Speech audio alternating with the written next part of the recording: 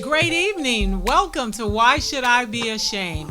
I'm Sheila Calvert, the author of the book, Why Should I Be Ashamed? We're in for a great convo tonight. I look forward to your questions, your comments. Talk to me tonight. Let's have a conversation, a dialogue. Listen, tonight our topic is don't be afraid to listen. Will you like and share and hit your friends up, and we'll be right back in a few minutes.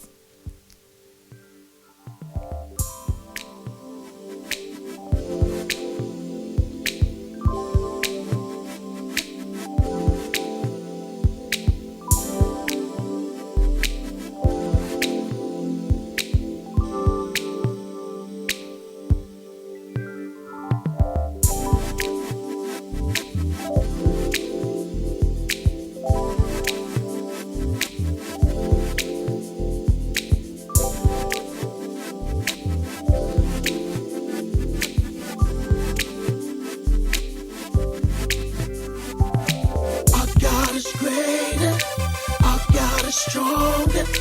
God, you are higher than ever. Our God is healer, awesome in power.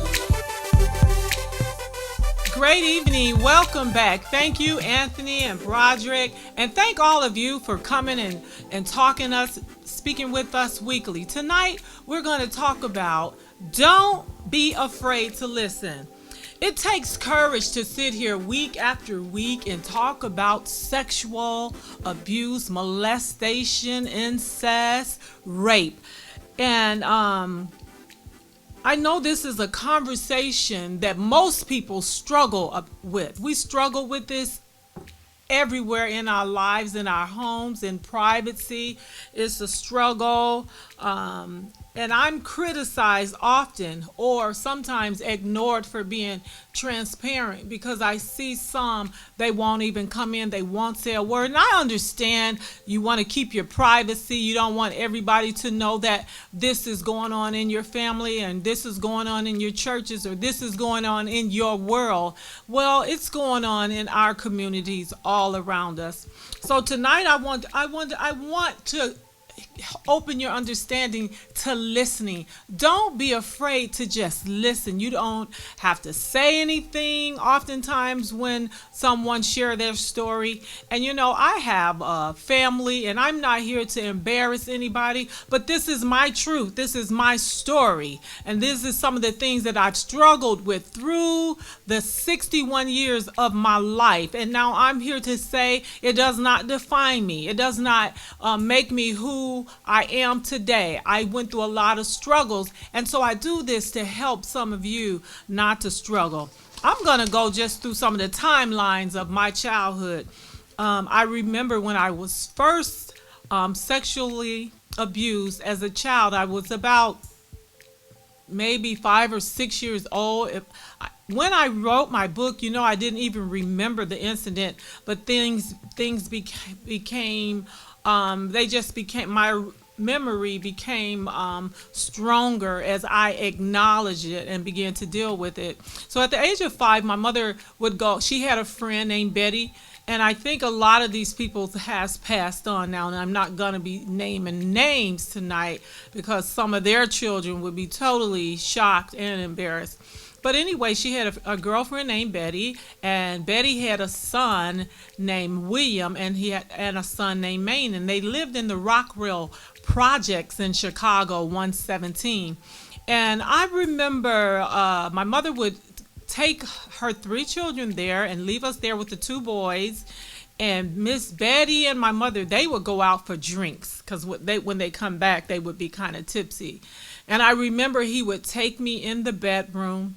He will pull my pants down. I'm telling you, I'm at 5 and 6 years old. I had no understanding of what he was doing. And even psychologically, I remember just lying there, just saying to him, I remember one question I did ask him, do you do this to your girlfriend? And he would ejaculate and then wipe it off. And I remember that happening twice. And I remember going home to my mother maybe days later. I don't know if we took a bath that evening, but days later, it's just, I remember burning in my private parts and telling her that I was burning. But I don't remember having a conversation with her about it. And I'm just telling you that at 5 years old, if that is happening to a 5-year-old, to parents that drop their children off, I'm telling you, parents, beware. Beware.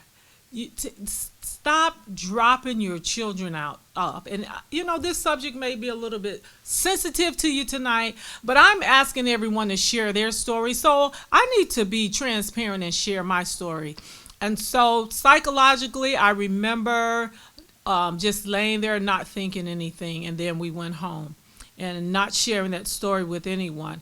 And then I remember about the age of 8 to 12, we were in another family in Chicago, and I remember we was on Madison Street, 2700, and on Madison on the second floor, and we would go to sleep and the kids would be playing, and one of the teenagers will come and sexually assault me a couple of times. I remember that, and I was too embarrassed to tell, and they was always threatening us, saying, you bet not tell this or you bet not tell that. And so that was young and embarrassed, and you just got up the next day like nothing happened. And that was supposed to be a cousin by common law marriage. My mother was married to the family for 18 years. And then I remember walking into the kitchen. Let me tell you, these predators were everywhere, and we used to come over weekly. I remember walking into the kitchen, and one of the uncles just fondled me, and I was just so in shock, and I was just going to get some water out the sink, and just so in shock and so humiliated and embarrassed, just not knowing what is going on. Why is everybody touching me in my private parts is what I was thinking. And then I remember my mother, the man that I talk about a lot in the book, I remember him going to prison. And my mother, she became just disillusional, just depressed. She drank more alcohol than normal. She would leave us at home, and some of his family would come to the house sometimes. Life just really was a wreck. It really was a wreck. And I don't know I think this was during the summertime. We were out of school, and it could have been around the wintertime too, because I remember we got some big tall walking dolls for Christmas, and I remember the guys beating the dolls up and just tearing them apart. That was tragic too. A lot of tragic experience in life in Chicago, and the half has not been told. Some of you have not shared your stories either, and I understand everybody don't want to get on Facebook and tell their story. And I'm not doing this for fame. I'm not getting a fortune from it. Some of you are purchasing books. I appreciate that. There's people that's telling many stories, and they're doing it for their own self-gain. I am doing this to help some of you, to watch for your children. These was family members. These were people that I love, people that I trusted. My mother had entrusted me with these people, and these kind of things happen. I remember, and I also talk about this in the book, how tragic this was, is that all the kids, we had spent the weekend at who we call grandmother's house, and we were upstairs, and all the kids started disappearing, going to school. Well, of course, me and my brother, we had to walk all the way back down to, we lived on Fifth Avenue, and we had to walk all the way back down the street to go to school. We just stayed all night, and there was really no parenting in these households. They were very dysfunctional. You kind of did what you wanted to do. We ran around all day and played, ate candy, and just had fun with our cousins that we thought. But then someone hid my boots, and I just remember looking for my boots, and then these 3 teenagers came and just held me down, and I call it raped. And I just remember screaming and hollering, and then they finally stopped, and I got up, and I don't know why I just dazedly stayed around the house until the grandmother came home. And when she came home, lo and behold, she cussed me out. And I hear that a lot. I hear that a lot, that when some of our girls are coming to you, when some of our boys are coming to you, you're telling them they're fast, you're telling them they're nasty. I'm just saying, don't be afraid to listen. Don't be afraid to hear their story. And I know sometimes it activates your past, or it activates pain in your life. And so it's easier, you think, to just shut them down. But when she did that, it was almost worse than the whipping that she said, I should whip your behind. And she just really cussed me out, and she didn't comfort me at all. And we just walked on home, and I never said a word. So can you imagine my spirit just being a happy-go-lucky girl, being a beautiful little girl, and just being in a dark place? That kind of silence brings darkness. And I see a lot of our daughters today, they're cutting themselves, they're turning, their behaviors is just inflicting just pain and hurt and embarrassment.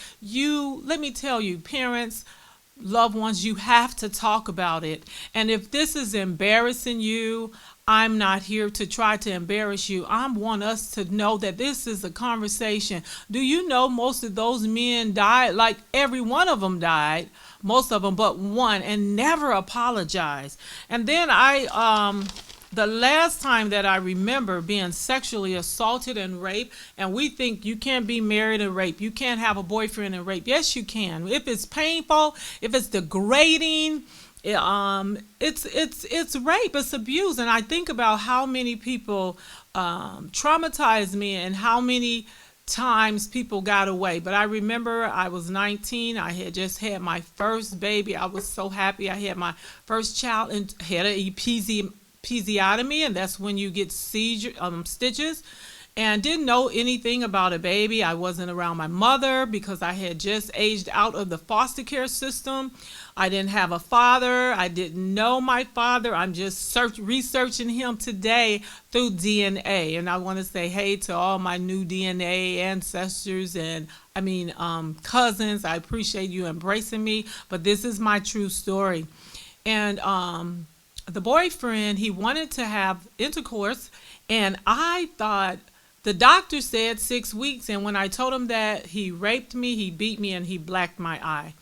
And that was tragic. And so if you're not careful with some women, it would become a norm. But I finally got away from that relationship. He's never to this day have apologized. But the painful thing of these stories are when I went to the women. When I went to even some of the women, I remember even some of the women in my husband's family, and I began to tell them a painful experience of sexual abuse, and those women turned on me. One of them, she reminded me, well, you remember you was in sin. Another one said, oh, I heard y'all was down at the court acting crazy.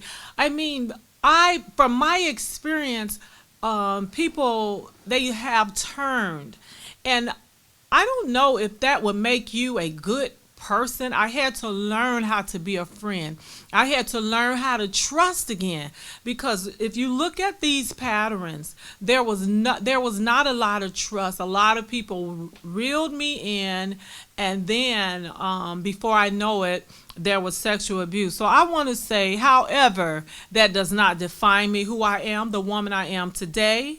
It's still my story. For those of you, and some of you sisters to these brothers and nieces, and these are your relatives, and you don't want to hear about it. One of them said, oh, I don't like your book because I don't like the way you defined people in my family. Hey, that is my truth. That is my truth. That is my story. And so you have to live with your story. Didn't you tell your story? Some of you have told your stories, but I'm not doing this to cause pain. I want to set some people free because some of you, if thousands and thousands and thousands of our children are still being molested, are still being raped, men are still raping their wives and sons, then somebody is not watching. We have to pay attention. Somebody is not listening. When a child say, I don't want to go there, we have to listen. Don't just shoo them off. And I know that as parents, sometimes we just want to get a break. We want to get away. But I'm going to tell you, it's not going to be worth it. It's not going to be worth it in the end. So it doesn't define my worth. And this is not a pity story. And it's not to make you feel sorry for me, but if you have any kind of sensitivity, you would feel sorry for that child or any woman or any man, male or female, that is in that kind of predicament, that is being taken advantage of. And we see the outcome. The outcome is it's terrible. It is terrible. So let me just slow down here a minute. Don't be afraid to listen. I don't know how to inundate you with that simple information. Grandmothers, grandparents, brothers, sisters.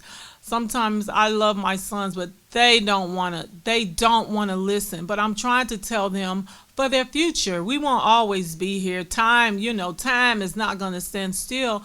I'm trying to tell them so they can be protective, so they won't be dropping their children off to their uncles and cousins and all that, and thinking that, oh, they have kids, I'll leave my kids with them. Sometimes you just can't.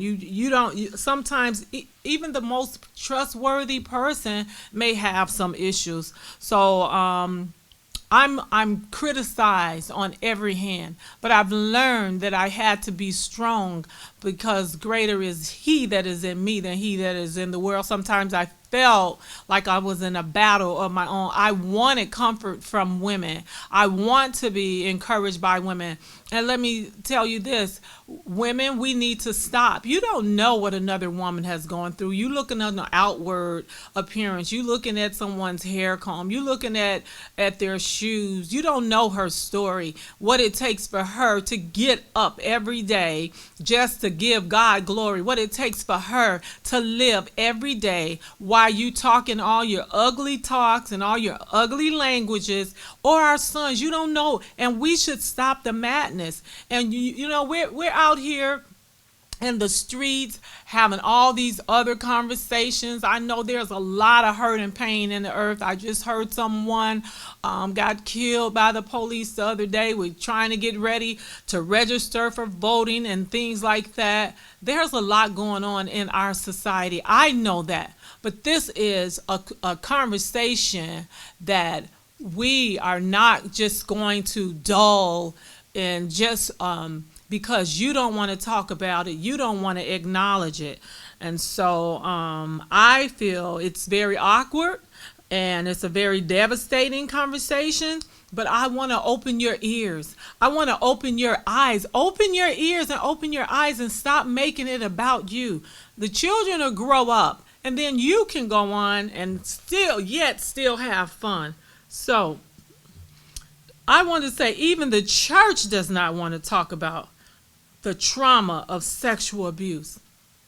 I've had women that come to me from the church, and I've told them, go tell your pastor.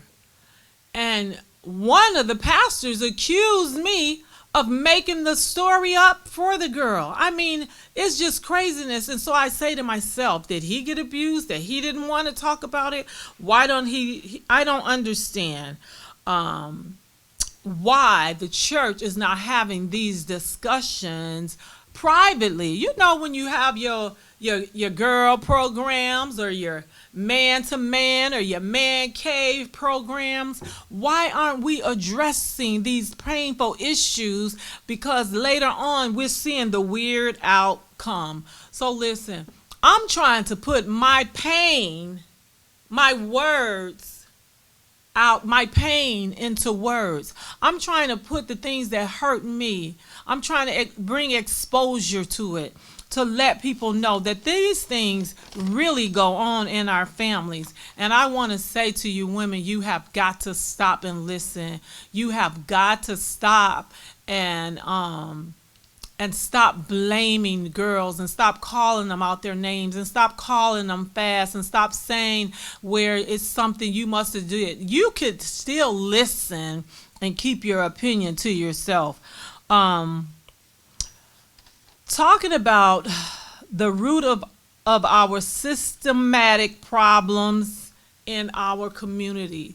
This is a problem. This is why you're getting so many drug addicted, male or female, crack addicted, depression, thugs. It's rooted from some type of abuse, some type of pain, possibly abuse, because nobody wants to talk about it. We want to talk about everything else that's going to make us famous and make us feel good and make us look good and make us get 10,000 views. We want 10,000 hits. We want everybody to notice us. Look at our dress code. Look at but you don't want to talk about why your little niece has been sexually abused and no one said anything, or your nephew or your sister or your brother. You don't want to have that discussion, and it makes our families even more dysfunctional, because for the most part my family is so dysfunctional. My blood family, we're so disconnected. And most of the times because they didn't want to listen. When I wanted to talk about it, they just shut me down. I don't want to hear it. I don't want to talk about it. And so don't be afraid. What I'm going to say is, don't be afraid to listen. Don't be afraid to share my story. Don't be afraid. Okay. So here's my question tonight. After you've listened to my story, what's your thoughts? What's your thoughts? Now, a lot of you are going to point the finger at my mother as if she's the only one, or the lady that had the two sons, William's mother and Maine's mother, in the projects 117 Rockwell in Chicago. But I'm telling you, this is in your high-end neighborhood. It's in Beverly Hills. It is in places. It's in places. It's in D.C. It's from every end of the earth. Are you listening? Do you hear your children? Are you walking and creeping in the midnight just to check on them when you let guests come move in? Are you watching your friends that want to get close and want to get that relationship, what we call is kind of preparing the child? Are you watching for that? Well, you should, because we're living in some perilous times. We're living in wicked times, evil times. Okay, I have a question tonight that I would like to ask. How do we heal as a society? If you don't want to talk about it, you don't want to listen, how are we going to ever heal?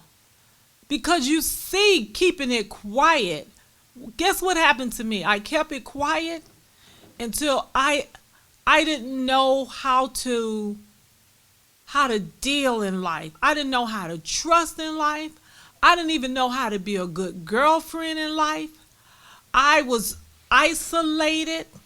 I moved way away from everything. I didn't know how to relate to my mother. I didn't know how to relate to my family until I started dealing with the silence, until I start dealing with my pain. Why am I trying these things? Why am I smoking 2 packs of cigarettes a day? I no longer do. But why am I trying to dull this pain and instead of dealing with it like some of you? And how do we heal as a community? I want to add, that's my question tonight. How do we heal as a community? Well, we must deal with the problem head on. We must deal with the problem honestly. We must be willing to listen. We must be willing to hear, even from perpetrators. Who's talking to them? They let them. You need to let them sit down and tell the real story. We must encourage the victims first. It seemed like we run right to the person, that if they say the grandfather, we'll run to the grandfather. Probably, we'll run to your brother. We'll run to the person that did it. We should go to the victim and say, "Are you all right? Be encouraged. How can I encourage you?" We should go to the victims. That is the only way. They need to be rescued. They need to be encouraged. They need to be lifted up. So many times I was just left in isolation by myself. Go figure it out. Even to this day, people don't want to talk to me. They don't want to deal with me, especially family members. They don't want to, and I'm not going to persecute anyone. I would try to talk you through it or walk you through it, but you're not going to get anywhere not dealing with it. So let's encourage our victims. Also, I want you to deal with the abuser as a crime, because as I sit here in life, I'm still angry and frustrated that I didn't get to tell my story to the criminal justice system. And maybe I would not have gotten correct justice, but at least I would have been able to tell my story. But a lot of times we're so busy protecting the rapists and the molesters and our brothers and our dads and our uncles and our sisters, that even some females that do it. It's my auntie and we're so busy protecting them and we won't even listen. At least listen and tell the person it wasn't your fault. I know men that cousins abused them, and now they're just gone out there. We should have the conversation. Anthony, did you want to say something? I was just looking on your page, and I see where Priscilla. I don't see it. Priscilla said, "Go to the victim."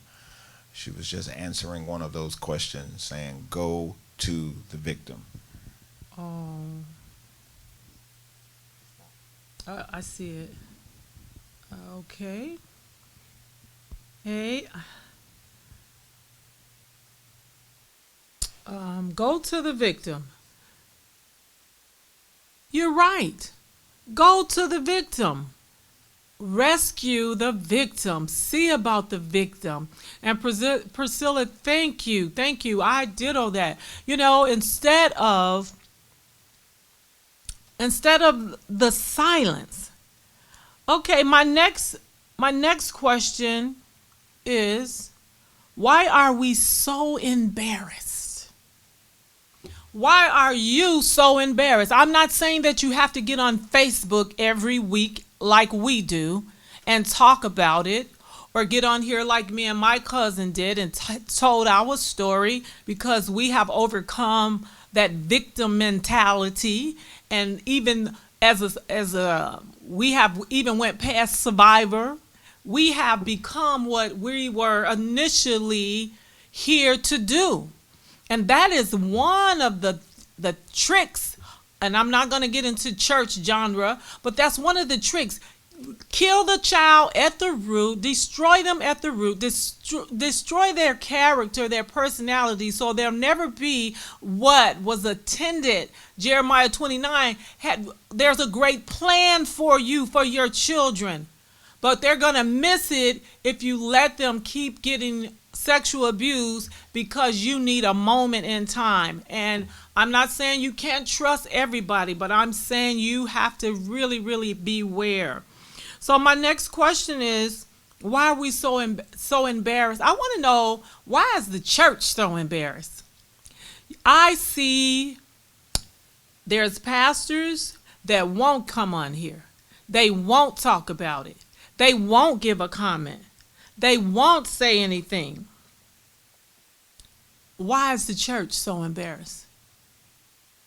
because I believe the church, one reason, and you can give me some comments, one reason is that we're supposed to be a spiritual institution that covers righteously for all, from the children to the men to the boys to the girls, and we supposed to hold up a standard in the world. Even when it's not happening at your home, when you get to the church, you should be able to talk to your pastor. You should be able to be safe at church. And so when you found out that there's not even safety at your church and things are happening to our children and we have pastors that sometimes they didn't have good behavior either. Some of them don't have a good reputation, but this is what get me. You won't even apologize. I know girls that things has happened to them for years, and you still up preaching in the pulpit. You won't even tell them, I'm sorry that I raped you. I'm sorry that I molested you. Yeah, it would make a difference. For 50 years, it'll make a difference if the apology is necessary.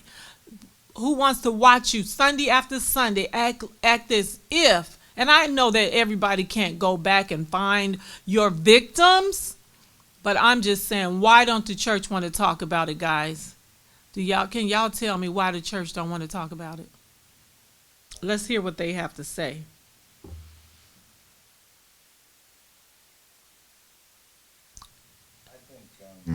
I think first of all, Roderick had on the screen under your question, why are we so embarrassed that manhood or womanhood is challenged for young men. Roderick was saying that they would think that people would think that they are gay or that they are no longer a man because manhood has been robbed. We also stated here in the studio that they are ashamed.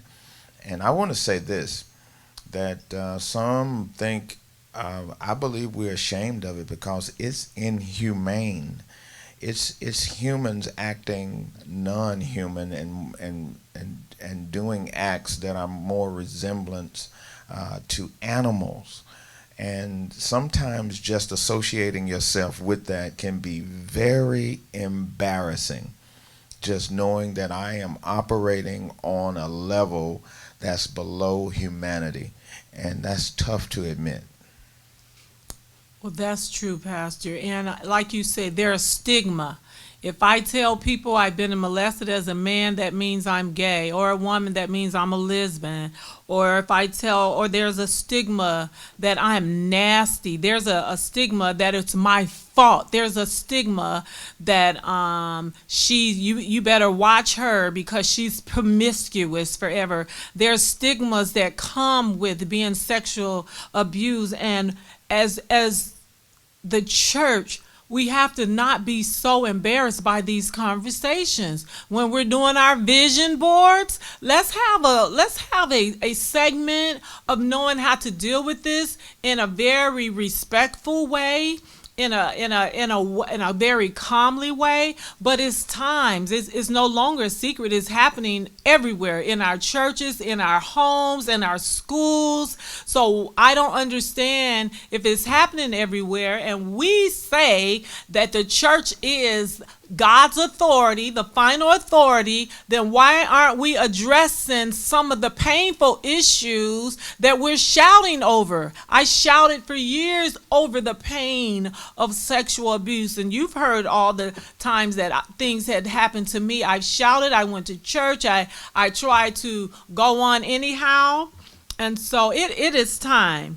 Another thing I wanted to say, why is the family so embarrassed? Why is it when your son or your daughter rape someone, molest someone, why are you so embarrassed that you won't bring your whole family together to deal with the situation? Everybody go to their corners, and then their expectation, you just come back to the reunion and act like nothing happened. I'm sorry, and I don't apologize. I'm not sorry. I'm not coming to the reunion. I'm not coming to no function where you're not going to deal with what just happened to me. Yes, Pastor. Why is the families? Well,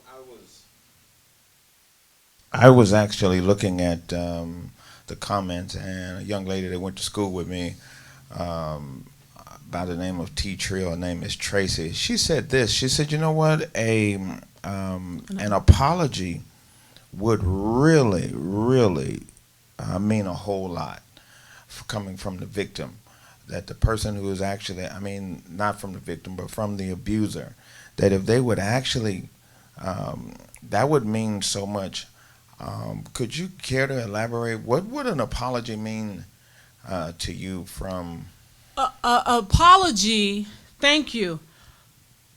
Apology would mean so much because it would be acknowledging that you hurt me, and it would be it would and instead of it, it would be like an exchange of ownership, because a lot of times the person that has been molested is carrying the whole thing. We're carrying the experience, and we're carrying the power of the abuse that has happened to us. And so when you get an apology, and some of you people need to apologize. You pastors need to apologize to some of your members that you didn't rape, your fathers and your uncles and your grandpas. And then if grandpa ain't there, you need to, whoever's next in line need to say, "I'm sorry for what happened to you." That makes a difference. And I apologize tonight for the pain that some of you have experienced. I step in and I apologize for the ancestors that have done this damage and this hurt for you, to you. And sometimes we just have to trust and keep it moving. But it would make a difference, because it does mean that you have acknowledged your inappropriate behavior. You kind of, it's like taking the darkness off of saying that you go hide, uncover the thing. And what would that mean to you, T Trill? What would an apology mean to you?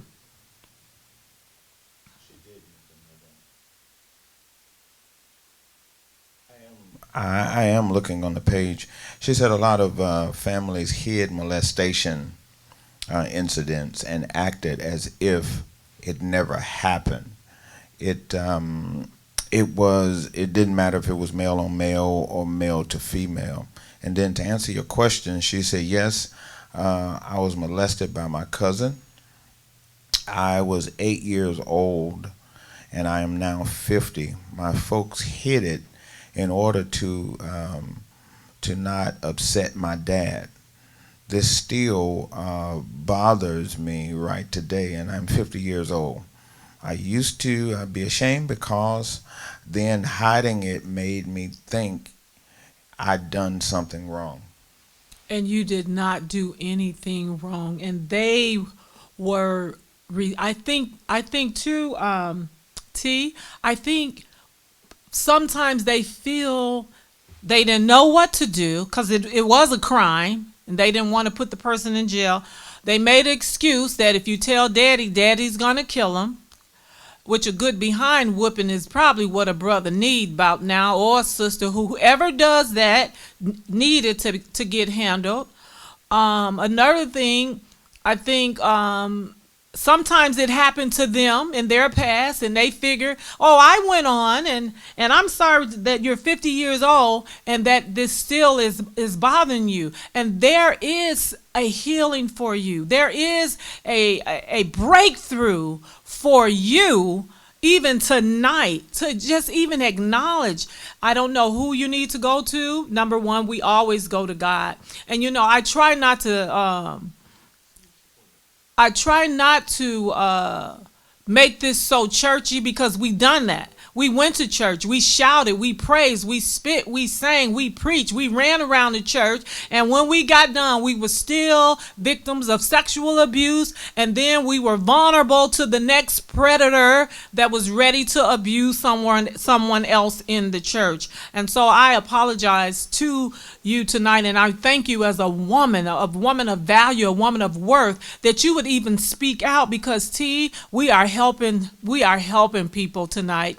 We are helping people to get breakthrough. We are helping them to get into their secret closets and their secret places, and maybe someone that has strength will come together and say, hey, let's have a conversation about cousin so-and-so or uncle so-and-so. Family, I need y'all to know he rapes people, he does this, and we don't want it to just damage our whole community, our whole, kind of like how they expose people when they become sexual through the criminal system, and they kind of, what do you call that? When people do sex crimes and they have to get on the list, honey? What do you call that when a person that does crime and rape people, and they have to get on the list when they move into your neighborhood? Sex offender. They need to be on the family sex offender, and it does not mean it is very, very, very personable. You may say, "Oh, there's other things," but I'm just talking about sexual abuse tonight. Let's not run tonight. Don't be afraid to listen tonight. I'm talking to some of you that continue day after day, time after time. Next generation, some of your grandchildren, this is happening to them right now. You won't even talk about it. You won't even deal with it. You won't even listen to the accusations. These are not pretty stories that I made up. You think I just want to create a story that I went into the kitchen and my so-called uncle fondled me? I'm a grown woman. I'm not getting any glory out of that. That's not a great experience. So I want to say to you, you are welcome, welcome, welcome anytime you need someone to talk to. All of you tonight, we are available to talk to you. We are here to continue to pray through, to acknowledge the situation, and we do acknowledge your pain tonight, and we know that it is real. It had nothing to do with you, and no 8-year-old want to have sex, honey. We like to play with boys, but we don't want to have no sex. And we didn't even know what that is. We didn't even have an emotion for that at that early. Our hormones wasn't even raging. So let's stop making excuses. Don't be afraid to listen tonight, grandmothers, people. I keep telling you, don't be afraid. Just sit down and listen. And then those of you that are so churchy, and then maybe God will tell you, okay, go call the police. Okay, go get the big brothers in the family and let's deal with it. Okay, let's deal with this in our churches so we don't have thousands and thousands and thousands of girls and boys being molested. And those of you want forgiveness, but you never want to apologize. You want forgiveness, but you won't even tell my friend, I'm sorry, what I did was wrong. I ain't saying you got to break down and cry, but just open your mouth and apologize. And sisters, stop saying it didn't happen. Aunties, stop saying that didn't happen to these little kids. It's so many. I had an auntie to call me. It didn't happen. I say, well, how do you know? You weren't there. You weren't there, and you don't care because you got your life, living your good life, doing your thing, and you don't want to break. You don't want to break anything up. Keep it silent. You don't want to break your relationship up. You don't want to break your marriage. I could go on and on and on for the reasons that we do this in our families. But I want to say, if we're going to be family, then we got to be honest. You cannot blame me. You're not responsible for my sins, and I'm not responsible for yours. And you cannot act like a thing didn't happen and expect me to go in the closet and come back to the family reunion. I'm not showing up. I'm getting ready to read some of my book, but I believe, Anthony, did you have something else for us tonight? No, I was just trying to point out some more comments that was made by I see them. Yes, I just wanted to make sure that you saw them. Okay. Yes, yes, yes. Okay, let me read. For those of you have a book club. Look, one of my cousins, she bought about 12 of these books and she gave them to her family members because, and I know another lady, she bought about 5 because she needed them to read her story. She a beautiful woman, and we all have these little different telltale signs. She used to wear her half of her face, like half, I'm gonna show half of it, I won't show the rest. But I'm telling you to get free tonight. Get free from the stigma of the embarrassment. But this book will break off some shame. So those of you, get a copy of my book. You can hit me up, DM me, and I get my address, and I can send it to you for $20. That includes the postage and everything. I'll get it in there tomorrow if you need it. Okay, on page 129.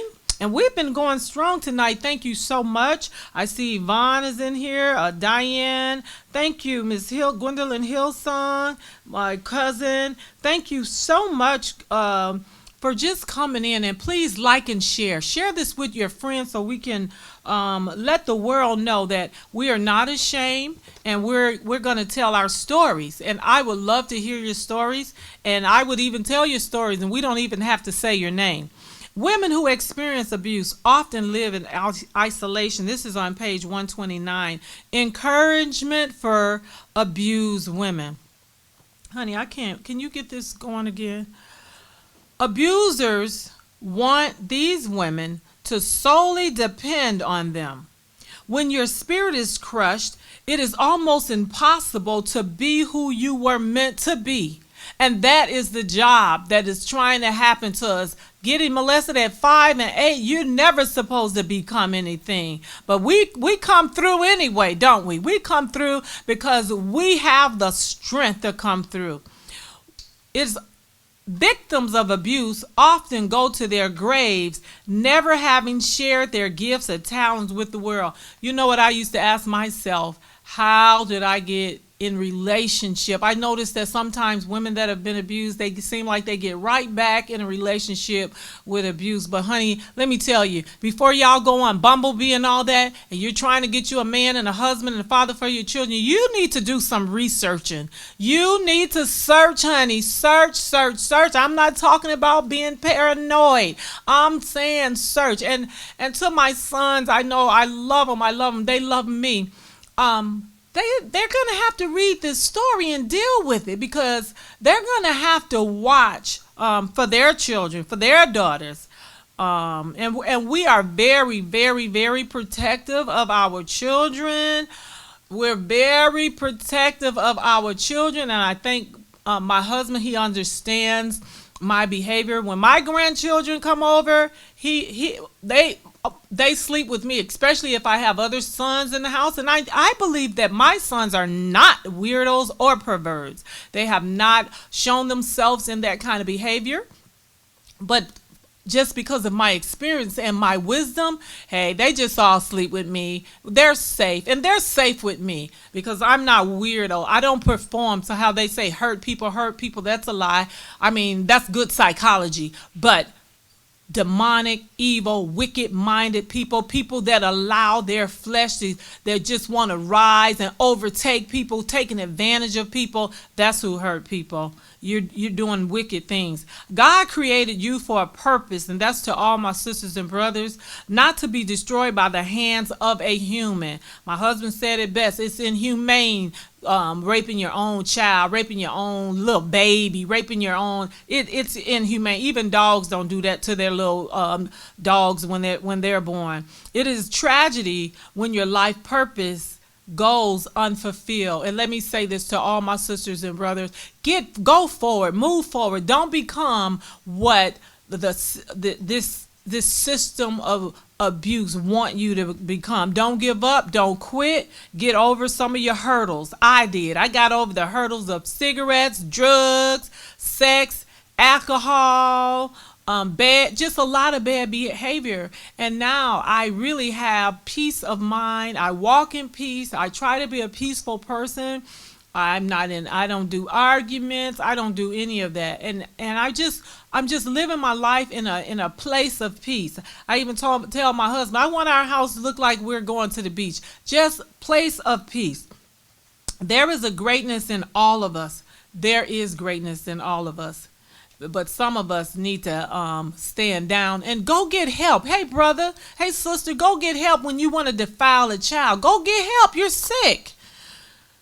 It can't be birthed out of us. It can be birthed out of us at any time. There is greatness in all of us. It can be birthed out of us at any time. Every moment is a God-given moment and is perfect for us to spread in our beautiful wings. Be free today. In Jesus' name, be free. Escape isolation. Have relationship. There's healthy people that you can accept. They're not perfect, but there's healthy people that you can accept. And meaningless relationship that destroy your greatness. You are worthy. And I wanted to read a little bit about this. Encouragement for an abused child. Regardless of things we were subject to, I never hated my mother, and I will always love her. Most important, now I did hate the perpetrator. I must admit, I had to get healed and delivered from that. I am a witness that what God had planned for you, it shall come to pass. For every person who has a tumultuous experience in their childhood, please know that your parents love you. For some reason, they have had their struggle with their own inner demons. Maybe it was domestic abuse, a history of sexual abuse, mental illness, or hopelessness that caused them to be less than perfect parents. Know that if given better circumstances and a mind to seek God and to accept Him, things would have been different. I know we can't live in shoulda.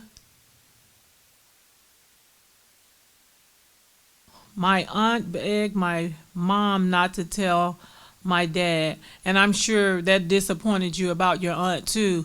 And still, I don't know if you look at some of our shows, we talked about putting the blame where it goes. It's actually he's the one that did it. And I know that aunt had her reasons for, maybe she didn't want your dad to go to prison for murder or something like that. You never know why the aunt didn't want